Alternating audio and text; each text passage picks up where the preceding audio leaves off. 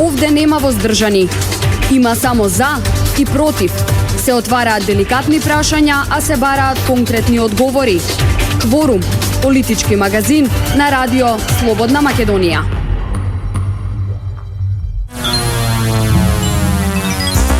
Добар ден, 7 минути после 11 часот. Денеска е 9 мај, понеделник, време за уште еден политички магазин на брановите на радио Слободна Македонија. Јас сум Бојана Димитриевска, уредник и водител на емисијата веќе четврта недела, како низ улиците на Македонија се протестира. Граѓаните, односно демонстрантите, организирани од невладината Протестирам, гледаме како секојдневно низ улиците на главниот град, па и во другите поголеми градови во земјава, ги уништуваат јавните добра, споменобележјата. Последни кои настрадаа беше зградата на Македонската радиотелевизија и мостот Слобода, кој е богат со релјефи и важни символи со историско значење.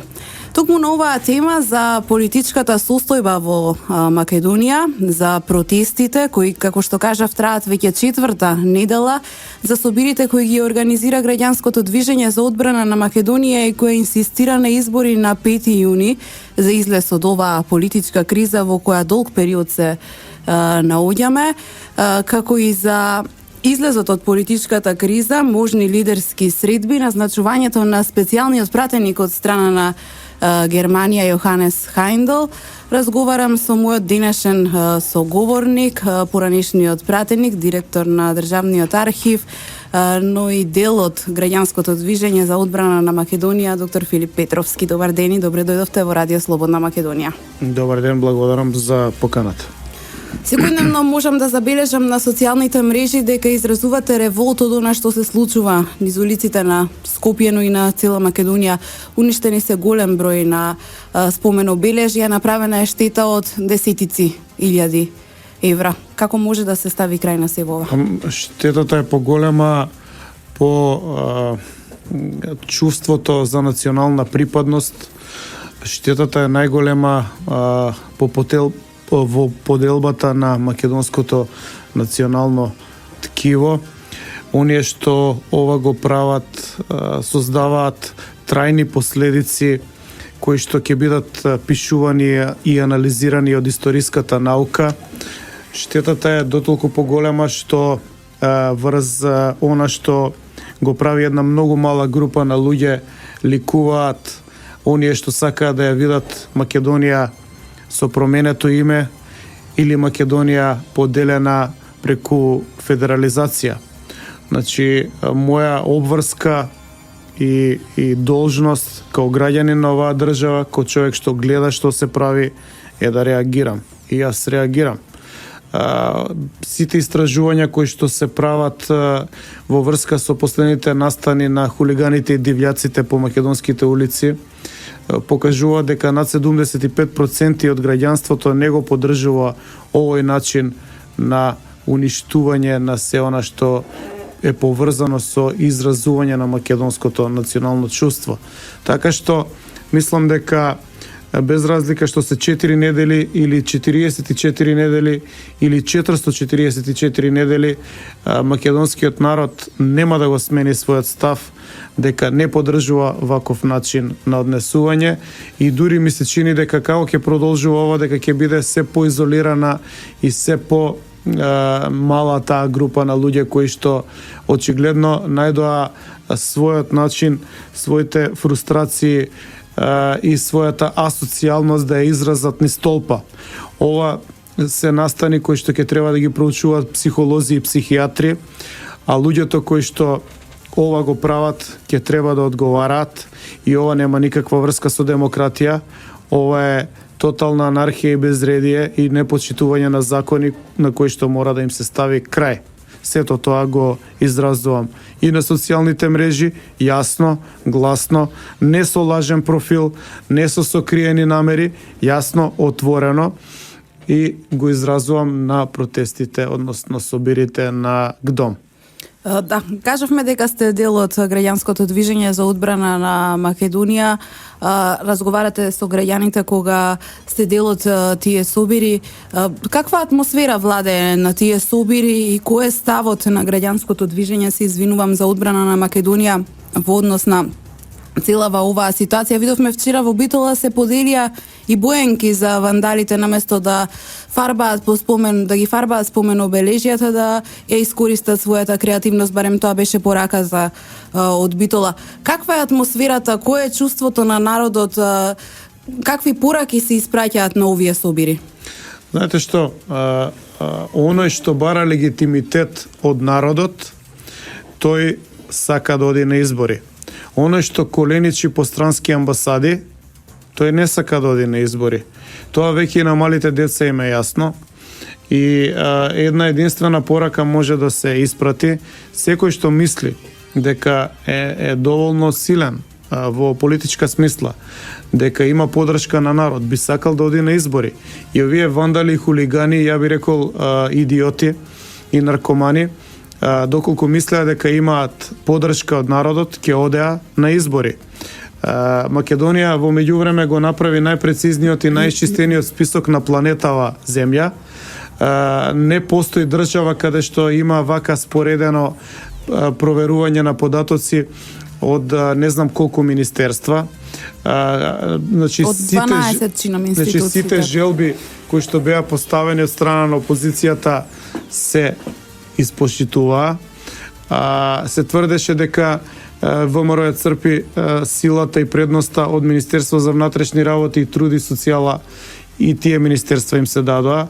Потоа се тврдеше дека преку земјоделие се црпи предност и тоа им се даде.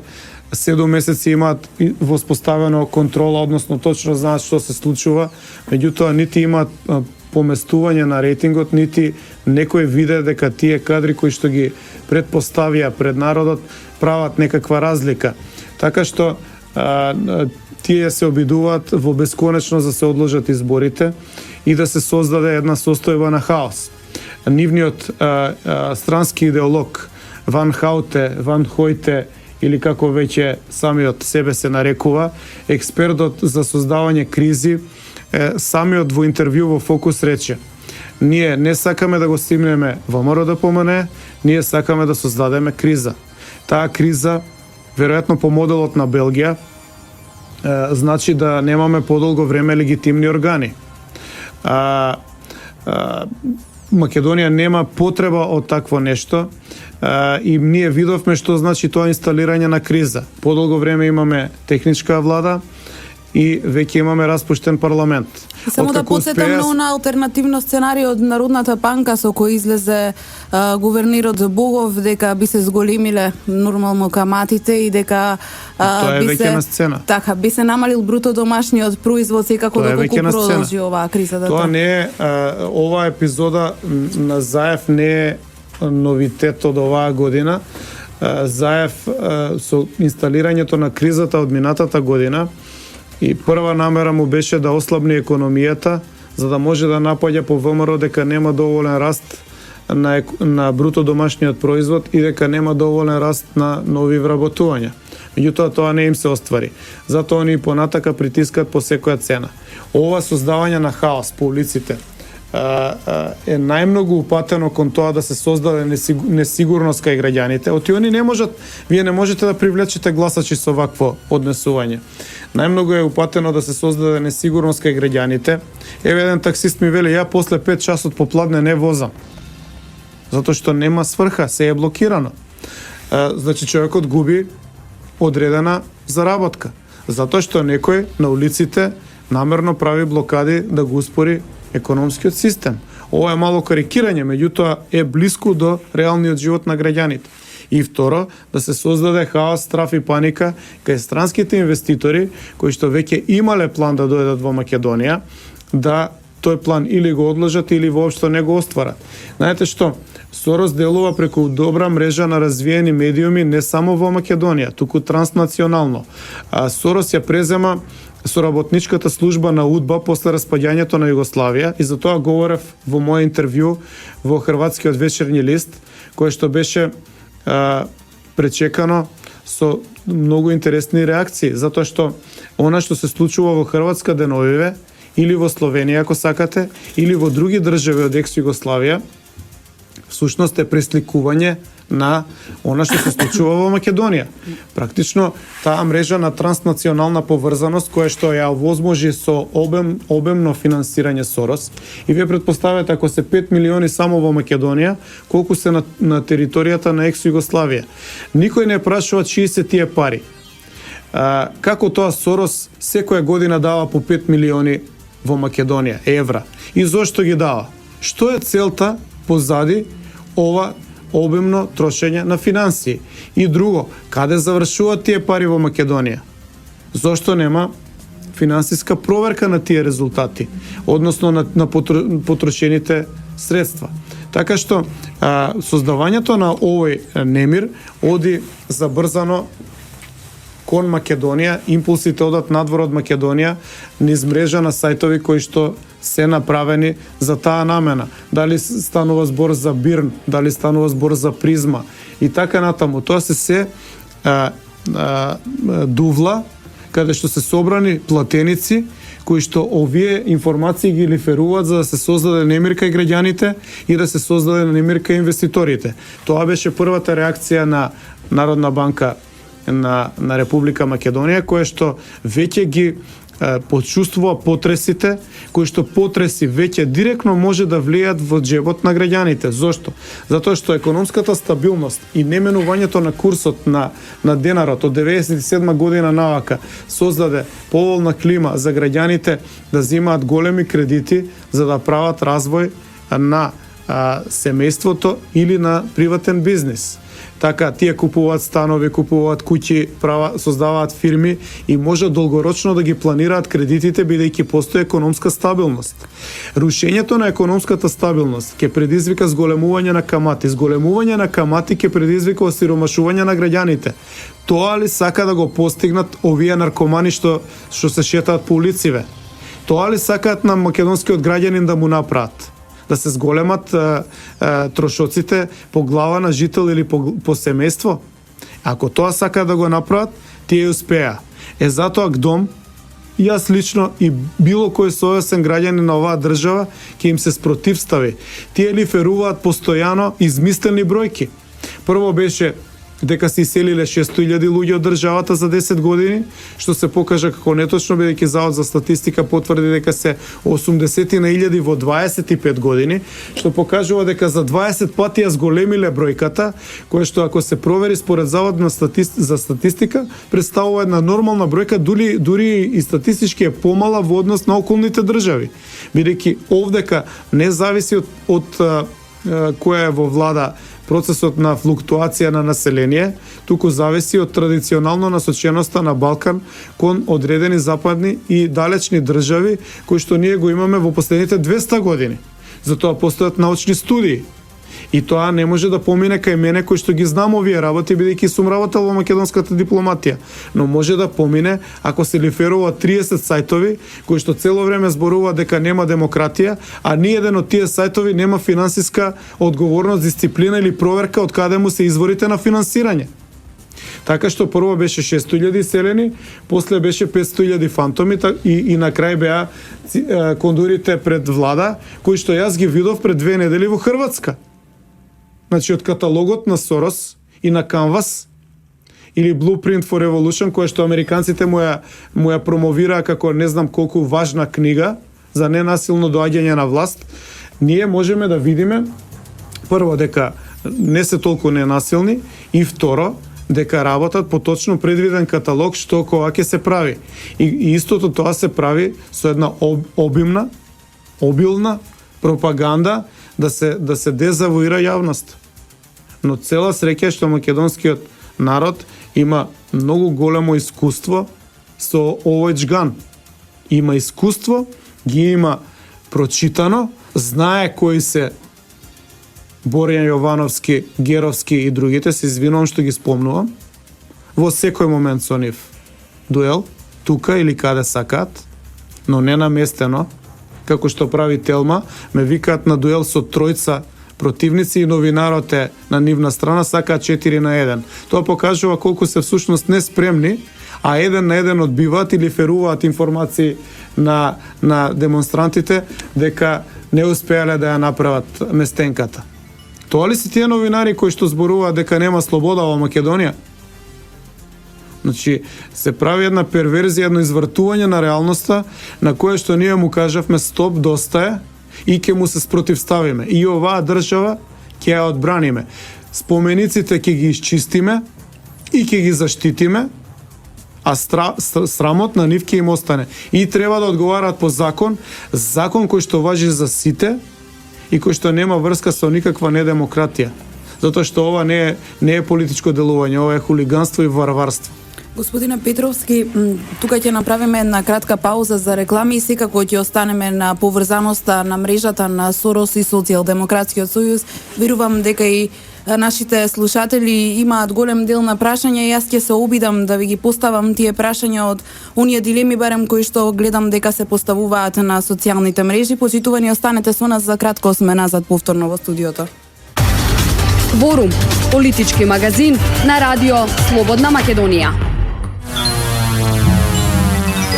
Така е, повторно сме назад во студиото на Радио Слободна Македонија. Го слушате политичкиот магазин Кворум.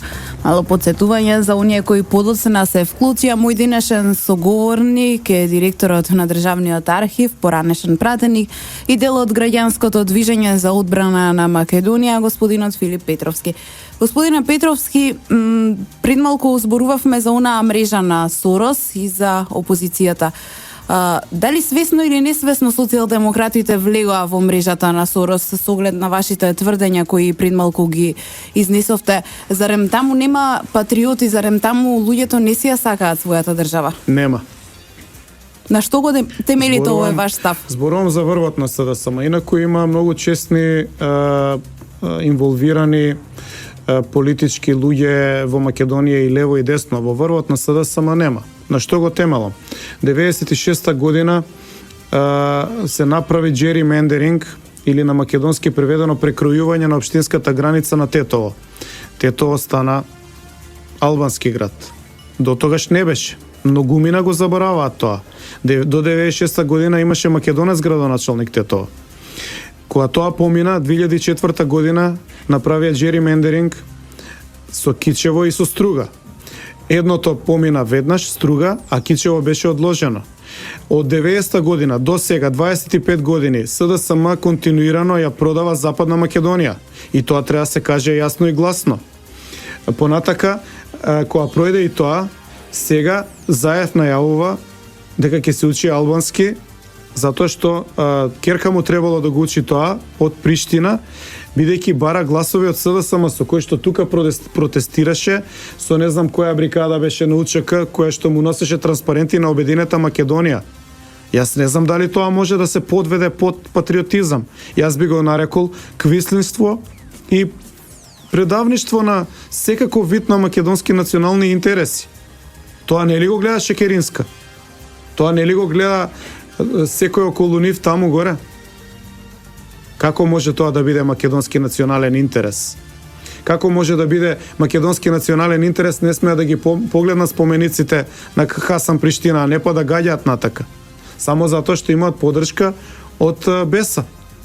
Така што тоа е основата која што е во идеолошката матрица, која што во главном ја предводи Шекеринска 20 години, а не Заев. Заев е земен и е привремен. Идеолошката константа ја води Шекеринска и финансиите ги води таа.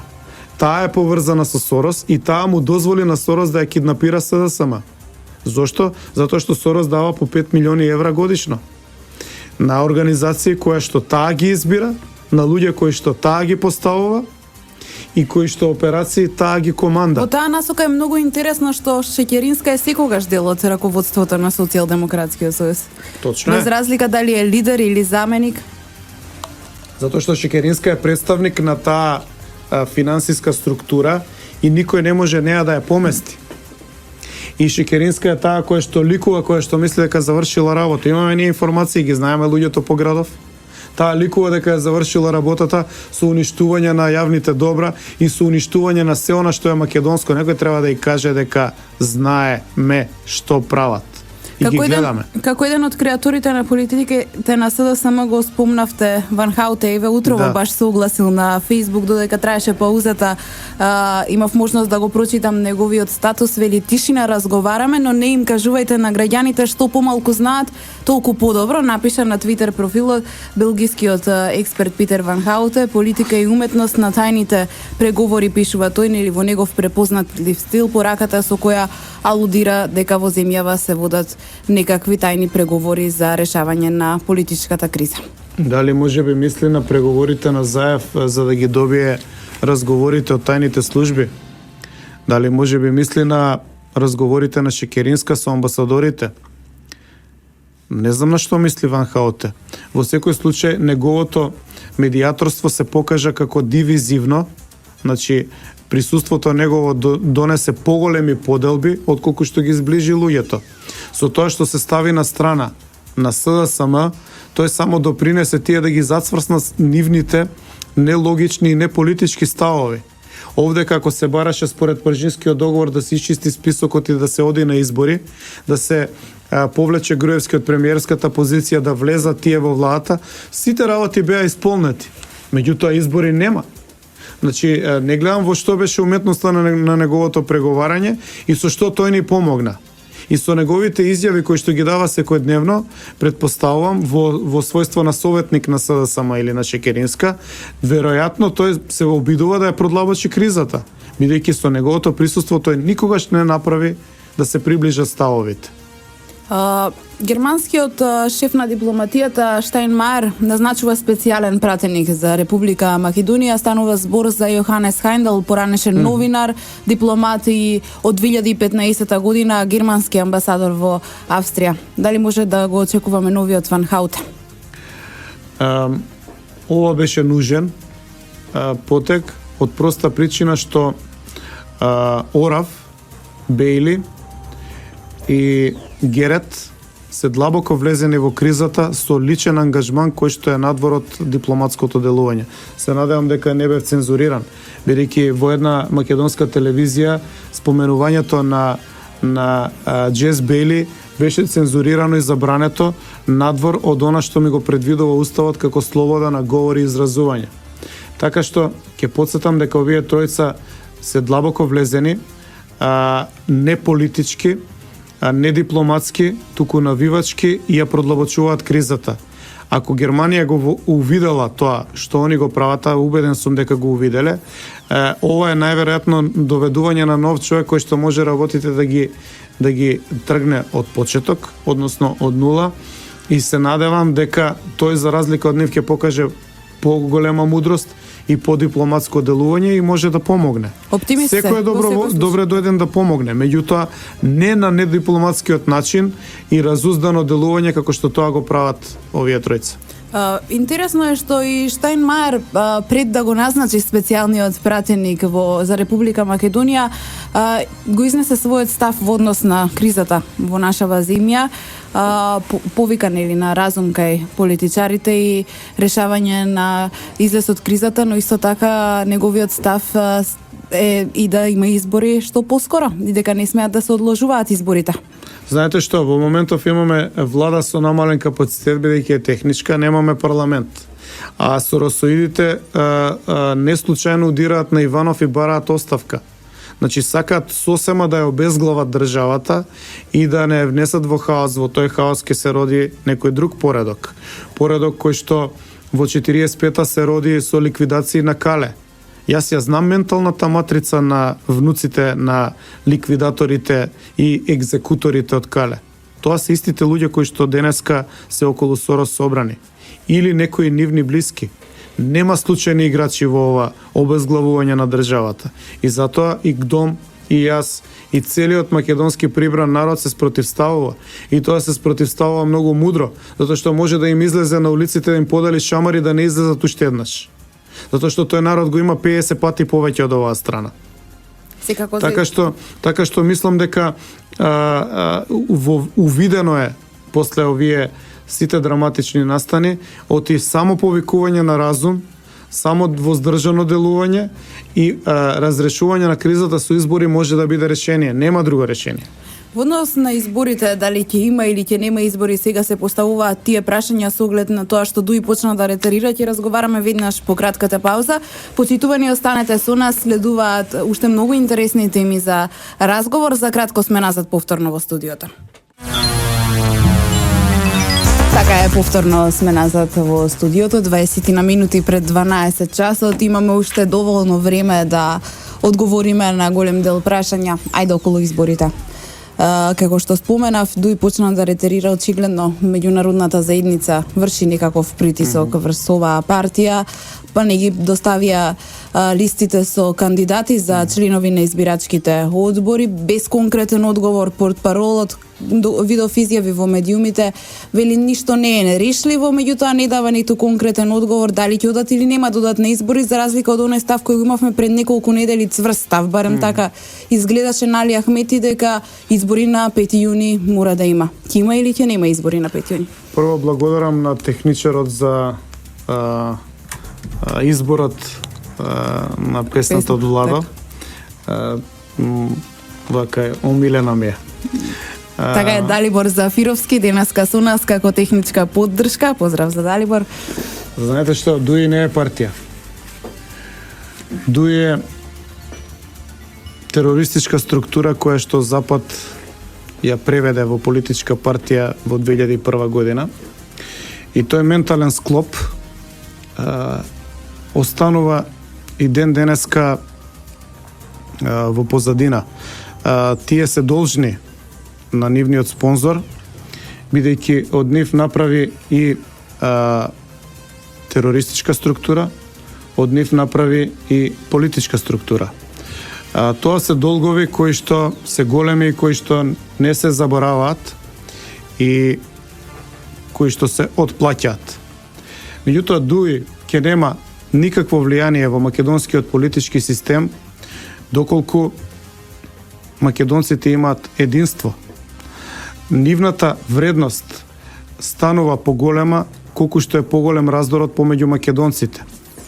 Така што они сега може да лицитираат дали ќе има избори или ќе нема, притиснати на дугме од некоја амбасада, од проста причина што им се зголемува додадената вредност со тоа што го прави како раздор Заев.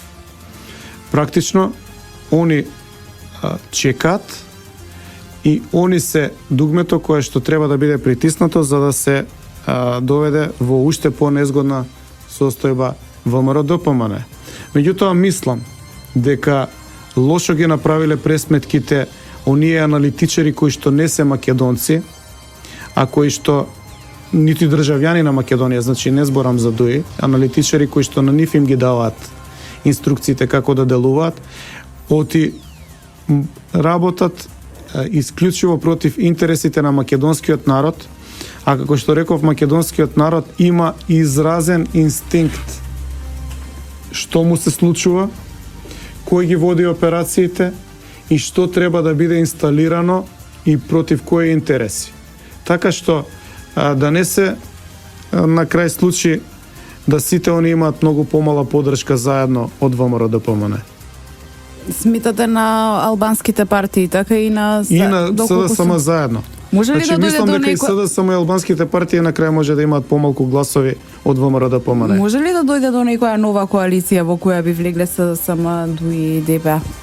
Па на таа коалиција на 23 февруари работеше господинот Джес Бейли.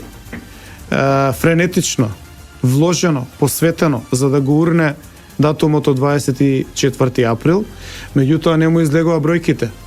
И главната работа што они сакаат да направат, бидејќи знаат дека ВМРО не може да го победат на избори, да го ославнат. Значи ВМРО да биде на некои 52, 3, 4 пратеника, за да може да биде уценувано од албанскиот фактор, за да може да биде контролирана и нестабилна владата, за да може да се испорачуваат и понатамошни отстапки и за да може да ја соборат владата во било кој момент кога на нив тоа им одговара.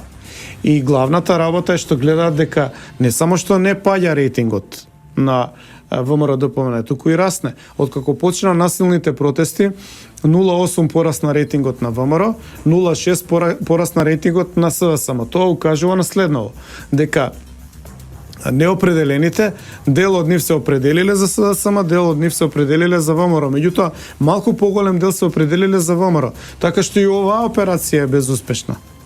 И мислам дека ги фаќа паника и поради тоа се обидуваат преку притисоци од сите страни кон ВМРО да направат една слика дека ВМРО е изолирано, меѓутоа ВМРО не е изолирано.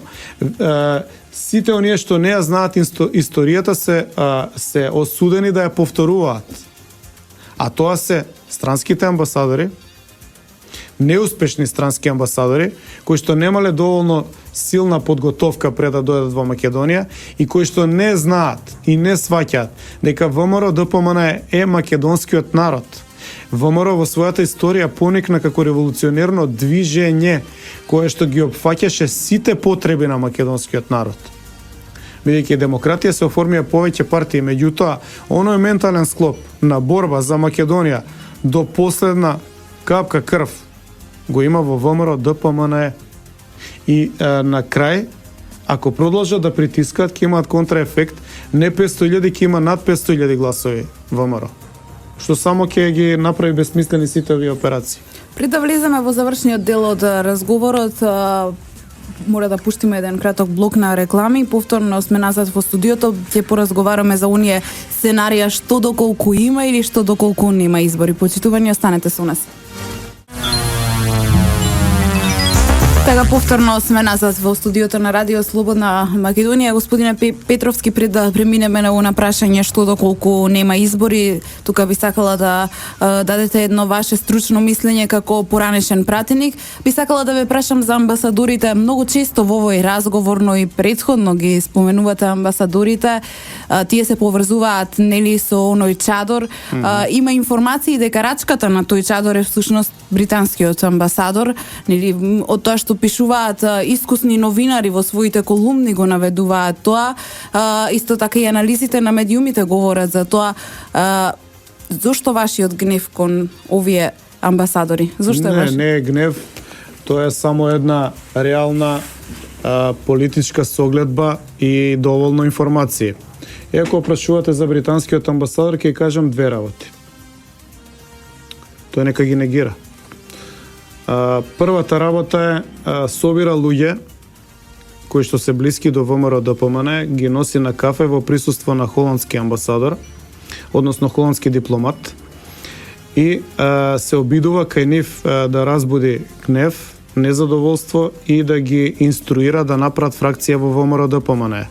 Ја не мислам дека е тоа дипломатско однесување, посебно не му личи на амбасадор на така голема држава. Тоа би требало да го прават оперативци на пониско ниво, ако веќе го прават, што и тоа не е дозволиво. При тоа бил доста изненаден од реакцијата на луѓето кои што му укажале на тоа дека неговите политички согледби и инструкции воопшто не кореспондираат со реалноста, дека во ВМРО ДПМН има сериозно единство и дека луѓето во идеолошка смисла се цврсти и определени да истрајат на овие притисоци. И второ, минатата година истиот тој амбасадор имавме средба во музеот на ВМРО на 7 мај, еден ден по нападот на Соросовите платеници врз полицијата, кога имавме 34 или 36 полицајци повредено тука пред владата. И утре дента имаше најава дека повторно тие агресивните бандити ќе се соберат да ја напаѓаат полицијата. Јас тогаш го прашав директно, очи во очи, пред рускиот амбасадор. Дали е свесен што прави и дали е свесен дека ако уште еднаш ја нападнат полицијата, дека 10.000 луѓе ќе изнесеме на улица да ја бранат полицијата. И тогаш ми се чини дека тој ја свати сериозноста на нашата предалба и неговата реакција беше не, тоа никако не сме да се случи, тоа не е демократски. На што доби од мене прашање, дали е демократски тоа што они го прават, што ја напаѓаат полицијата и што однесоа во болница тешко повредени полицајци кои што беа гаѓани со бекатон плочки претходниот ден. Така што мислам дека тој човек ќе има далеку преминато границата на дипломатското однесување, ако сакате, и по сите виенски конвенции, бидејќи јас бев и дипломат, точно знам како смее, како не смее еден дипломат да се однесува, и мислам дека неговата кариера овде ќе заврши како дипломат. Оценките што ќе ги добија за неуспешноста на неговото дипломатствување, односно бидење тука во Македонија како амбасадор, најверојатно ќе стават крај на неговата кариера, или можеби ќе посака пак ова разузнавачката служба британска да го прати, меѓутоа не верувам дека праќаат повторно луѓе кои што немаат успеси, а се обидуваат на вака отворен начин. Така, ајде за изборите. Првиот човек на собранието, собранискиот спикер Трајко Велјановски, досега неколку пати јасно порача дека не постои правна можност за да се одложат изборите, односно дека собранието е распуштено, дека изборите се распишани за 5 јули. Но нели во јавноста се појавуваат секакви информации, шпекулации дека е возможно да се одложат тие избори. Ве прашувам како поранешен пратеник, возможно или не е возможно, и што доколку се одложат изборите? Што би значило тоа? Дали повторно Македонија би се вратила во онаа првобитна состојба кога начело на владата беше Никола Груевски, кога министер за внатрешни беше Митко Чавков, кога министер за труд и социјала беше Диме Спасов? Не е возможно правно да се одложат изборите и не треба да се одложат. Самиот датум 5 јуни прв и единствен го спомна овдека през зградата на владата Джес Бейли. Нити му го понуди ВМРО, нити го кажа Заев.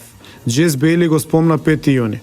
И со негови гаранции, кога не успеа да створи ново парламентарно мнозинство од ДУИ, ДПА и СДСМ, тој даде гаранции дека на 5 јуни ќе се одржат изборите, затоа што ние не му веруваме на Заев, затоа што знаеме дека е психолабилна личност која што не држи до политичко кредо, нити пак има утврдени јасни политички ставови, туку е марионета која што соопштува она што други ќе му кажат, и знаевме дека Заев нема да додржи за 5 јуни, меѓутоа таа меѓународна заедница ги предложи 5 јуни изборите.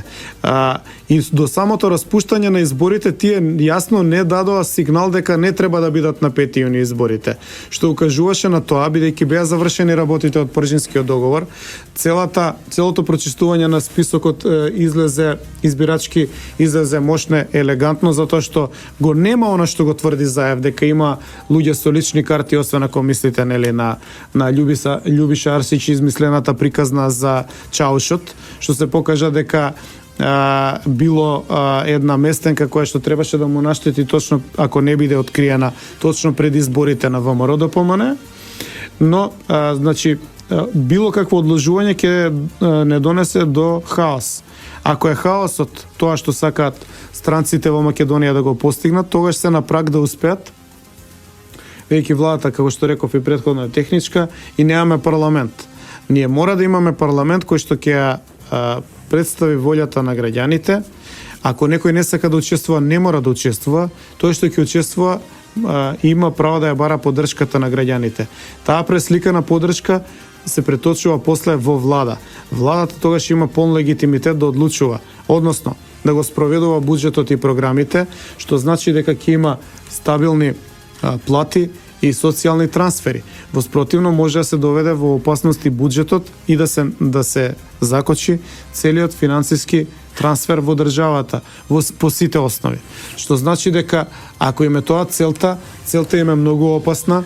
Одложувањето на изборите ќе биде понатамошно усложнување на економската состојба која што почнува да се влошува, бидејќи било која економија да е по вакви политички притисоци од 2 години ќе покаже да знаци на издишување.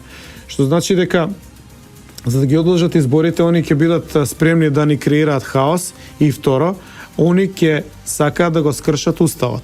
Значи да ги натераат партиите да го скршат уставот, а самото кршење на уставот ќе минимизира улогата на државата, односно ќе претвори државата во, не знам, банана држава или колонија, што на нас не ни треба, не им треба нити на нив во овој момент кога е толку сензитивна, осетлива работата, погледнато од страна на притисокот на јужната граница и бегалците, или геостратешкото поместување Турција, Сирија, Русија, Европска унија, санкции од едни кон други, поѓањето на цената на нафтата, председателските избори во САД.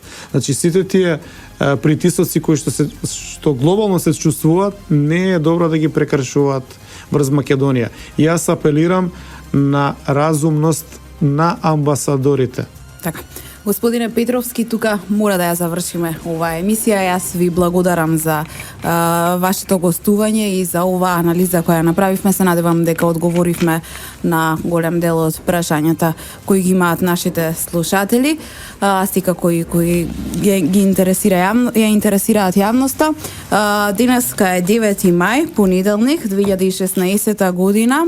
Јас сум Бојана Димитриевска, уредник и водител на политичкиот магазин Кворум, кој е во продукција на Радио Слободна Македонија, техничка реализација Далибор Зафировски и Никола Давчев. Се слушаме повторно за 7 дена. Имајте пријатен ден.